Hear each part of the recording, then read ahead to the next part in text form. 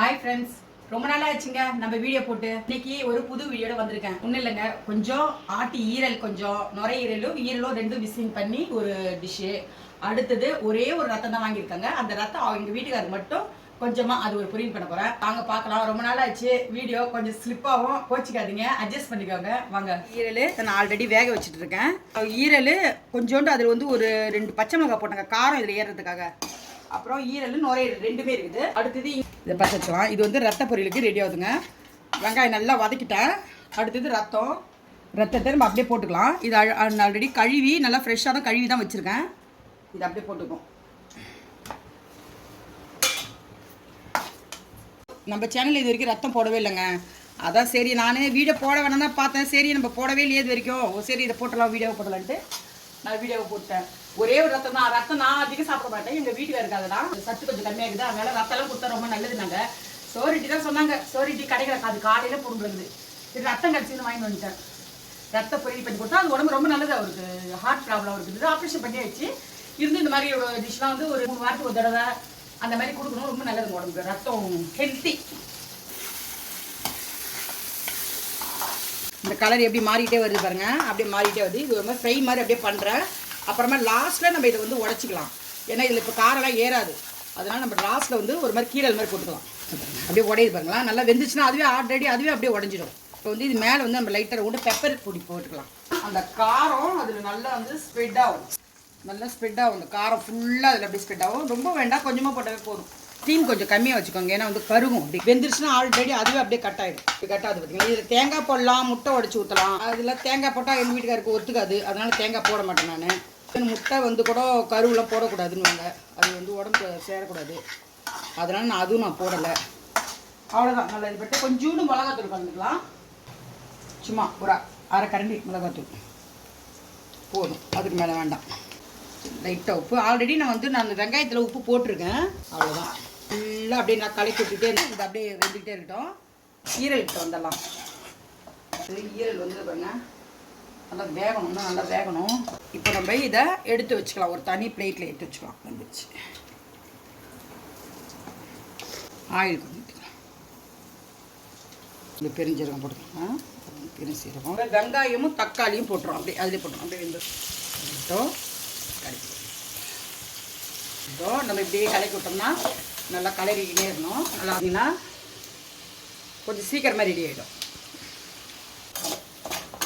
இது முக்கியமான விஷயங்க. என்னன்னா, இப்போது நம்ம வீட்டில் நாய் வளர்க்குறோம், நம்ம வீட்டில் வளர்க்குறோம், அதுக்கு நம்ம எல்லா முக்கியத்துவமும் கொடுப்போம். அதுங்க ஹெல்த் பிரச்சனைனாலும் அது பசி எடுத்தாலும் அது நம்ம கரெக்டாக பார்த்து கவனிச்சதுக்கு செய்வோம். ஆனால் வெளியில் இருக்கிற நாய்ங்களா, தெருவில் இருக்கிற நாய்ங்களா, பாவம் என்னங்க பாவனுங்க அதுங்க. ஏதோ நம்ம மீந்து போனால் நம்ம கிடைக்கிறத வச்சு சாப்பிட்டு அது பொழிச்சிட்டு இருக்கு. அதுங்களை போய் சாவடிக்கணும்னு நினச்சி சில பேர் இவ்வளோ கங்கணம் கட்டிக்கணும் அந்த மாதிரி பண்ணுறாங்க. பாவங்க. அந்த பாவத்தை ஏன் நம்ம சம்பாதிக்கணும்? இப்போ ஏன் இந்த நாயை பற்றி எழுதிட்டேன்னா, இப்போ சமைச்சிட்டே இருக்கும்போது திடீர்னு நாயை பற்றி நான் ஏன் சொல்கிறேன்னா, இப்போ இந்த நாயோட விஷயம் தான் விஷயம் ரொம்ப அதிகமாக போயிட்டு இருக்குது. அதனால தான் இந்த நாயை பற்றி பேசுகிறாங்க. பாவங்க, ஜீவம் வாயிலா ஜீவம், அதாவது அது முடியலன்னு எடுத்து சொல்லாது.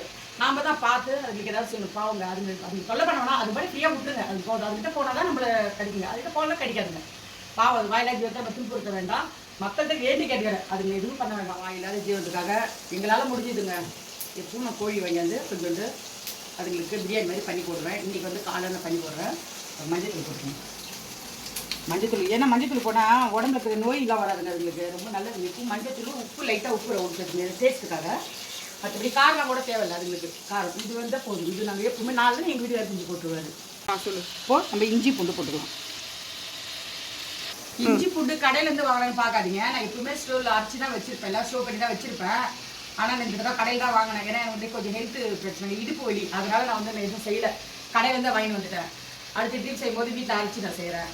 நீங்களும் எப்போ அரைச்சி செய்கிறது நல்லது. ஏன்னா அது கொஞ்சம் கெமிக்கல்லாம் கலந்துருப்பாங்க, அதுக்காக அரைச்சி செய்கிறது தான் நல்லது. நம்ம வந்து நாய்களை ஒழிக்கணுன்றங்க. இதுக்கப்புறம் பாருங்கள், நாய்களை ஒழிச்சதுக்கு அப்புறம் இந்த திருட்டு இது வந்து ரொம்ப அதிகமாகிடும்.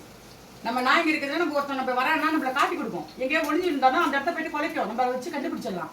இப்போ அந்த இடத்தையே நீங்கள் ஒழிக்கிறீங்க. அடுத்த பிறகு சாதாரணமாக உள்ளே வருவான். சாதாரணமாக உள்ள வந்து அவன் என்ன பண்ணுவான், திருடுவான், கொலை பண்ணுவான், கற்பழிப்பான், எல்லாமே பண்ணிட்டு அவன் போய் தைரியமாக போவான். ஏன்னா அவனை கேட்கறதுக்கு ஆள் கிடையாது. அந்த எண்ணத்தை நம்ம ஒழிச்சதுக்கப்புறம் நம்ம கஷ்டப்படுவோங்க. கொஞ்சம் யோசிங்க, கொஞ்சம் சிந்திச்சு பாருங்க. நம்மளுக்காக அது உழைக்கிறதே தவிர அதுக்காக நம்ம சோறு போடுறதுனால தப்பு இல்லைங்க, பாவம். இப்போ பாருங்க நல்லா வதங்கிச்சு பாருங்க, நல்லா வதங்கிச்சு. இப்போ நம்ம கறியை இது வந்து நான் வந்து தொக்கு மாதிரி தாங்க பண்ணுறேன். ஒரு 2 ஸ்பூனு. ஒருத்தனை காட்டுறேன், சுட்டி பையன், அவனை காட்டுறவாங்க. இந்த பார்த்தீங்களா, சுட்டி பையன். இவனுக்கு ரொம்ப பிடிக்கும். பட்டாக்கி பட்டாக்கி பட்டாக்கி ஆர்ப்பிங்கோ என்ன ஆயா கறி செய்யிட்டா? நீங்க சாப்பிட்றியா? சாப்பிட்றியா? சரிம்மா, சரிடா. அவங்ககிட்ட சொல்லியிருந்தேன் கிரேவி பண்ணுறேன், ஈரல் கிரேவின்னு. எங்கள் வீட்டுக்காரி கிரேவி வேண்டாம், கொஞ்சமாக குழம்பா பண்ணிட்டு அப்படியே அதை குழம்பா மாற்றிட்டேன். பார்க்கலாம். இப்போது நல்லா கொதிச்சுட்ருக்கு, ஆல்ரெடி ரெடி ஆயிடுச்சு. அவ்வளோதான், இதோட வேலை முடிஞ்சிடுச்சு.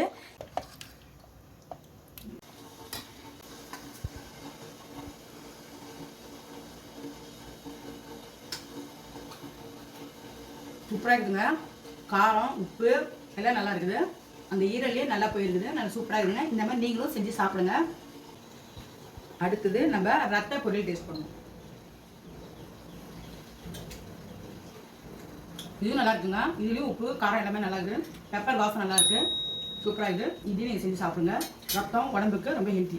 வீடியோ ஸ்கிப் பண்ணாமல் பாருங்கள், அப்போ தான் என்னென்ன போடுறேன்னு உங்களுக்கு தெரியும். ஃபுல்லாக பார்த்தா தான் அது எப்படி நம்மளுக்கு தெரியும். நம்மளும் செஞ்சு சாப்பிட்றதுக்கு ஒரு ஹெல்ப்பாக இருக்கும். லைக் பண்ணுங்கள், பெல் பட்டனை. பாய்.